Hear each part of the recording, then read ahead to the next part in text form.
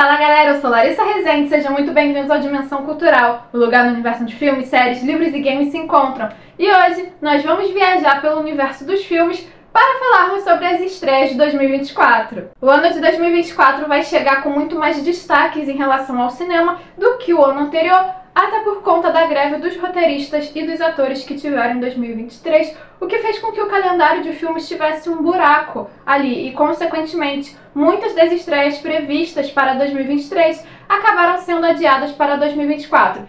E 2024 veio recheado de estreias, na verdade são mais de 40 lançamentos em relação a superproduções, além, obviamente, dos filmes independentes, dos lançamentos para streaming. Então, diante de tanto filme assim, né, de tanta coisa assim boa pra gente assistir ao longo desse ano, eu separei aquelas principais estreias, aquelas mais esperadas pelo público. E aproveita e já deixa seu like nesse vídeo. Se você ainda não se inscreveu no canal, vai lá, se inscreve e ativa o sininho, pois você vai se apaixonar por essa dimensão. E pra começar nossa lista, já vamos falar daquele que deve ser o filme mais esperado do ano, pelo menos é pra mim, e é um filme que eu tô muito hypada, que pode vir até ruim, que eu não vou achar ruim, eu vou continuar achando perfeito, maravilhoso, porque pra mim ele já é uma obra-prima, que é Divertidamente 2. Depois de todos esses anos de espera, nós finalmente vamos ver o retorno da Riley com as suas emoções e com as suas novas emoções, né? Como, por exemplo, inveja, vergonha, o tédio, mas principalmente a ansiedade. Sério, gente, o que foi a visão, a imagem da ansiedade no trailer, né? É um sentimento que mal chegou e a gente já considera pacas, porque ela é muito fofinha. E é muito maravilhoso o que o filme tá fazendo, porque a ansiedade não é um sentimento bom, né? É um sentimento, assim, que nos traz uma certa angústia.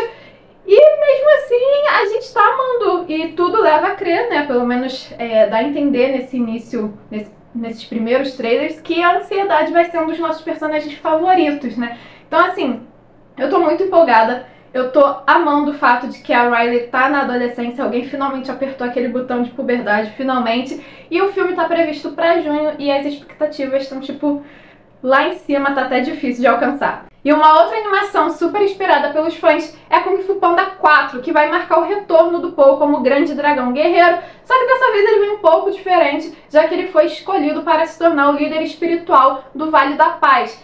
E por conta disso, agora ele precisa arrumar um sucessor. E aí ele vai começar a treinar uma raposa chamada Zen, que tem alguns problemas em relação à autoridade, né? Ela tem esse tipo de indisciplina, ela não aceita a ideia de uma figura de autoridade.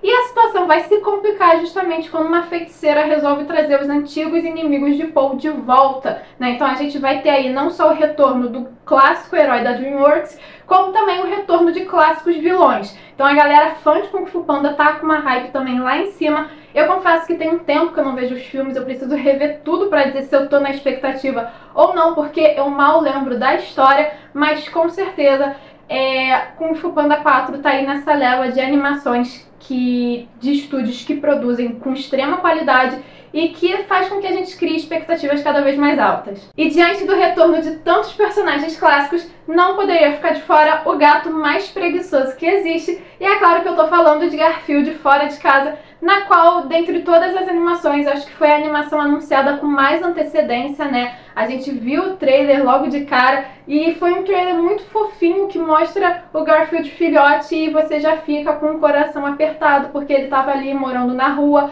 até ele encontrar o John. E, obviamente, vai mostrar como ele cresceu junto com o John, mas o foco do filme vai ser o fato de que o Garfield, já adulto, vai reencontrar o pai desaparecido há muito tempo.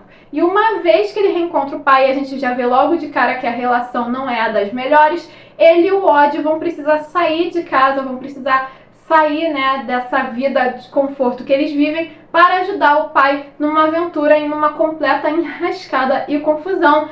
Então, assim, é um filme que depois de todos esses filmes em live action que mistura efeitos especiais, que mistura computação gráfica, a gente vai ver o Garfield inteiramente numa animação novamente, e isso acaba sendo muito legal. E eu confesso que o trailer me chamou muita atenção, justamente por mostrar, por mais que seja de uma forma rápida, esse momento do Garfield filhote, né? O começo de tudo, o começo do relacionamento dele com o John.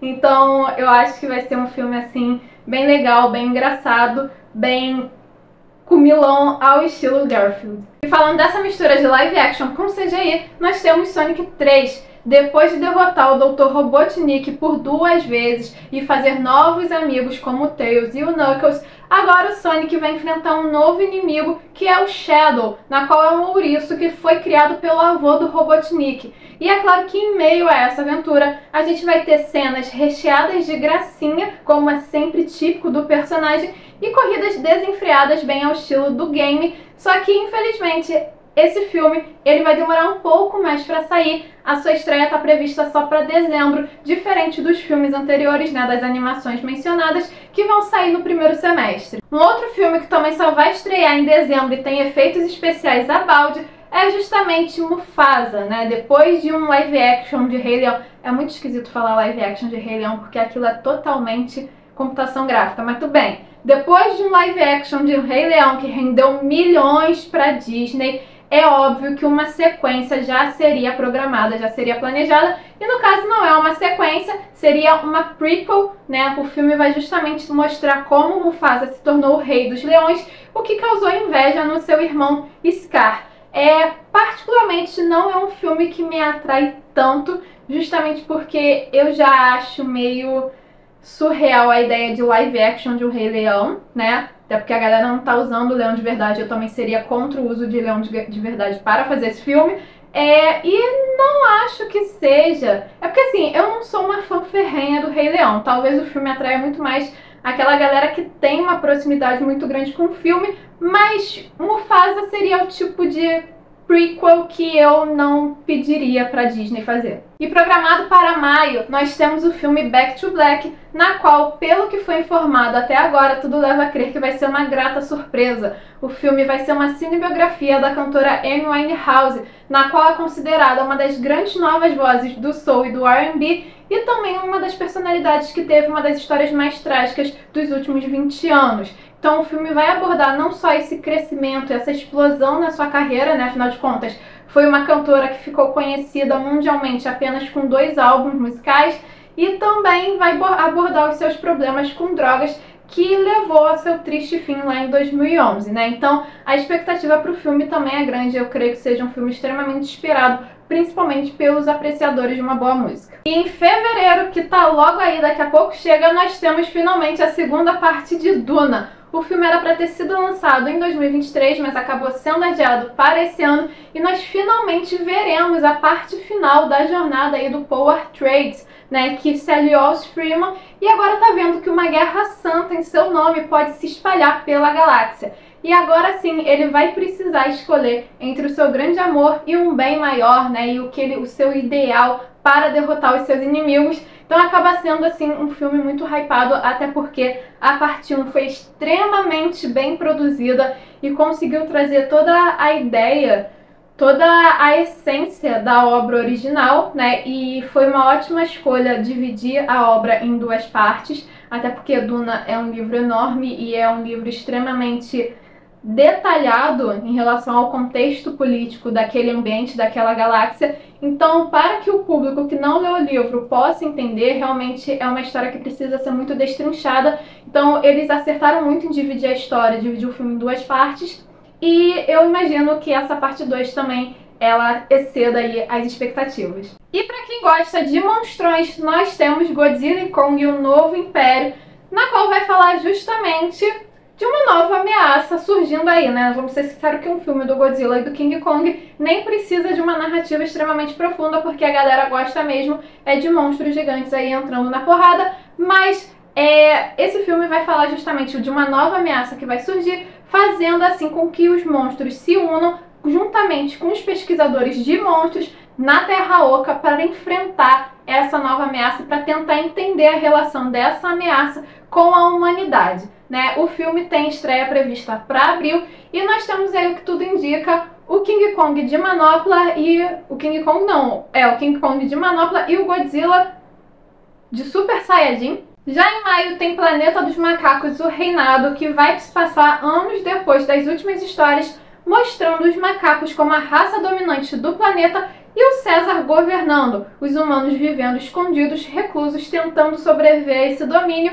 E, obviamente, vai ter confusão no meio disso tudo, né? quando um macaco, estudando aí sobre a história, vai descobrir que o seu passado, que a história contada não foi bem assim que aconteceu, ele vai contra tudo que acreditam naquela sociedade e, obviamente, ele vai ser crucial para o destino de humanos e macacos coexistindo ali na Terra. E ainda para os fãs de sequência, nós temos Furiosa, uma saga Mad Max, que vai trazer Anya Taylor-Joy como a protagonista, mostrando como a Furiosa se juntou ao comboio lá do filme original e se tornou a lenda que ela viria a ser. Além disso, nós também temos Bad Boy 4. Exatamente, Bad Boys é uma grande franquia policial e extremamente cômica, justamente por conta do Martin Lawrence e do Will Smith. Foi um filme que quase não andou pra frente, né? Não teve continuidade justamente pela polêmica aí do Will Smith no Oscar, mas finalmente ele foi confirmado. Sua previsão nessa estreia está prevista para junho e a gente ainda não tem muita coisa em relação ao enredo divulgado,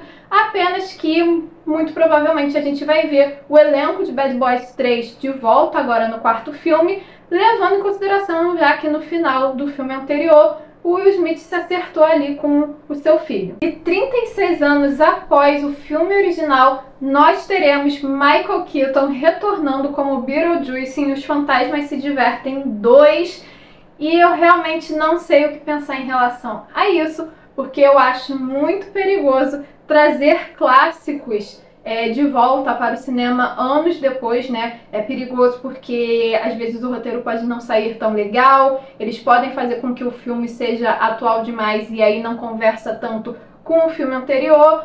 No geral acaba sendo perigoso, mas alguns filmes até se saem bem. E tendo Michael Keaton de volta como Beetlejuice, eu acho que esse sim é o foco, é a grande alma de Os Fantasmas Se Divertem, né? E dessa vez o fantasma, conhecido por expulsar humanos, por expulsar os vivos da sua casa, ele vai se envolver com a filha da Lydia, que foi a personagem da Winona Ryder no primeiro filme, e a filha da Lydia vai ser justamente a Jenna Ortega, né, que tá aí sendo muito reconhecida justamente por terror, por comédias mais sombrias, enfim, por um tom mais gótico em relação às suas histórias. Então, o elenco, ele tá bem legal inicialmente. Resta ver se eles vão saber trabalhar aí a história. E uma outra sequência que chega anos depois do seu original é Gladiador 2, na qual a gente não tem uma sinopse ainda publicada, mas tudo leva a crer que o filme vai falar sobre Lucius, que é o sobrinho do Imperador Cômodos, e diante do quanto ele admirava o Maximus, ele resolve seguir o caminho aí do Gladiador. É um filme também perigoso, apesar da gente ter o retorno aí do Ridley Scott enquanto diretor, ter o aval dele, ter um elenco de extremo peso, mas mesmo assim eu acho um pouco perigoso. Eu ainda acho um pouco perigoso mexer com certos clássicos, ainda mais mexer com esses clássicos anos depois, e fica aí a torcida para que o filme seja muito bem desenvolvido. E é claro que os super-heróis não ficariam de fora dessa lista, até porque não é todo ano isso agora, vai ter uns 4, 5, 6 milhões de filmes de super-heróis, mas a gente vai ter dois especificamente que chamam a atenção, que é Coringa 2 e o Deadpool 3, né? O Coringa 2 é um filme que tem tudo para dar muito certo ou muito errado, já que ele vai vir com uma pegada um pouco diferente do filme anterior que o consagrou como uma grande produção, né? A gente vai ter o retorno do Joaquin Phoenix enquanto protagonista e também a apresentação da Arlequina, que vai ser a Lady Gaga. Eu acho que uma das coisas mais surreais desse filme é o fato dele ser um musical. Não porque eu não gosto, eu até curto musical, mas é porque, de fato, é um estilo muito diferente do filme anterior, né? Então, como eu falei, é um filme que tem tudo para dar certo ou tudo para dar errado, depende da forma como vai ser desenvolvida, mas é claro que as expectativas estão lá em cima, porque o primeiro filme foi sensacional e rendeu um Oscar para o Joaquin Phoenix. Agora, em relação a Deadpool 3, a gente vai ver justamente o encerramento dessa era, dessa fase de multiversos da Marvel, e também vai ser uma oportunidade do personagem fazer uma homenagem aos filmes da Fox, já que ele vai trazer o Hugh Jackman de volta como Wolverine na roupa clássica do herói, né? Então a galera fã de Marvel também tá com as expectativas lá em cima. E é claro que o cinema brasileiro também ia entrar nessa lista de filmes mais aguardados, com dois filmes especificamente, a começar pela adaptação de mais uma adaptação, melhor falando, da Turma da Mônica, mais especificamente Chico Bento e a Goiabeira Maravilhosa, que eu tô muito empolgada, até porque a cena pós-crédito do último filme da Turma da Mônica foi assim muito legal e foi muito fofinha toda a apresentação do personagem Chico Bento em live action, né? O ator é, assim, muito fofo também. E vai ser muito legal porque vai mostrar justamente, assim, a mensagem que os quadrinhos do Chico Bento já mostram, né? Que é uma mensagem mais ecológica em relação a respeitar a natureza, já que o filme vai mostrar que o Chico Bento vive lá de boa na Vila Abobrinha, só que a sua vida tranquila vai ser interrompida com a construção de uma estrada que vai passar bem no meio das terras do Inholau e vai ameaçar a sua maravilhosa goiabeira. Agora ele e seus amigos vão se unir para evitar que a árvore seja derrubada. E também temos o Alto da Compadecida 2, na qual aparentemente vai mostrar a vida de Chicó e João Grilo 25 anos depois dos acontecimentos do primeiro filme. E esse sim, eu confesso que eu tô preocupada. O Alto da Compadecida é um grande clássico, é basicamente o que une os brasileiros no cinema, né? Eu acho que não tem um brasileiro que não goste desse filme. E aí você mexer no filme anos depois, né? Fazer uma sequência anos depois, o que já requer uma mudança aí bem significativa no elenco, né? Apesar dos protagonistas voltarem, e uma mudança aí na história, na visão, da forma como você vai apresentar a história. Eu acho bem perigoso e eu tô realmente bem preocupada com isso, porque o meu medo é que eles façam uma sequência que não seja tão boa e acabe estragando toda a memória, todo o carinho que a gente tem pelo filme original. Então, de todos esses filmes, eu acho que é um dos mais perigosos aí em relação a se mexer, mas ao mesmo tempo aquece o coração ver Chicó e João Grilo de volta. E esses são apenas alguns dos filmes mais esperados para 2024 e, como podemos ver, a maior parte desses filmes são sequências, né? Isso provavelmente quer dizer alguma coisa, tá trazendo uma mensagem do tipo Hollywood está sem criatividade, tá apelando para histórias que já estão no coração do público, tá precisando trabalhar um pouquinho mais a criatividade, pensar em histórias mais originais, mas tudo bem, né? Como eu falei, são histórias que já estão no nosso coração, então a gente está esperando aí de braços abertos, com um pouquinho de preocupação, mas ainda assim de braços abertos, esperando que seja feito um bom trabalho, né, e que essas produções merecem sim ser valorizadas. E eu definitivamente estou esperando muito a sequência de Divertidamente, como eu quero ser apresentada a ansiedade e as outras emoções. E vocês, o que acharam? Curtiram? Qual dos filmes dessa lista vocês estão mais ansiosos para assistir? E qual um outro filme que eu não coloquei aqui que vocês também querem muito ver? Deixe a opinião de vocês aqui nos comentários e não se esqueça de curtir esse vídeo e de se inscrever no canal para continuar acompanhando as nossas aventuras. Nos vemos na próxima!